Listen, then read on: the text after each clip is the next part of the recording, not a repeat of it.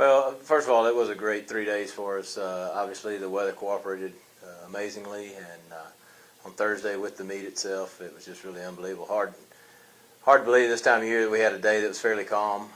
So calm, in fact, we were right up until the start of the preliminaries. We were trying to decide which direction we were going to go. We always try to set the facility up to take advantage of the winds and the weather as much as possible to allow the kids to have a great opportunity to qualify and hit their best marks. And so that was nice to be able to get to a meet like that. Of course, with it being as warm as it was, it should have shaped up to be a good meet, and it really did. We had a lot of kids that hit some great marks.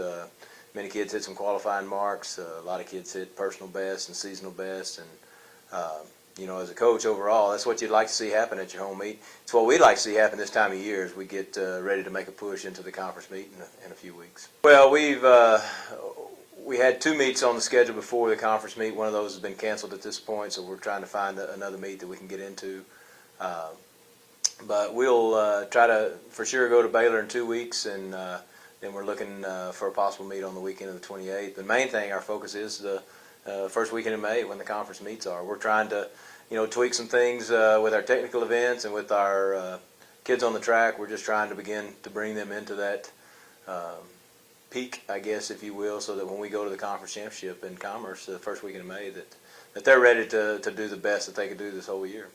Well, I think that was one of the reasons that we like our meet. We run prelims and finals, which is it's not typical anymore at the collegiate level, especially all in one day, but it gives our kids an opportunity to see what it's going to be like when we get to the conference meet, where they're going to have to be doing many different events. And we give the kids some latitude at our home meet. Always let them kind of pick and choose what they want to do, and most of them do choose multiple events to do because that's what the brunt of our team does. We get some kids that can qualify and contribute in more than one event, and they know they need to work on that. And so it is extremely mental, because chances are not all the events are going to be the best that you could be at. And so whether it is a really good event, whether they have a great race, or whether it's a poor race or something doesn't go right in a field event, they've got to be able to bounce back from that and move on to the next event. So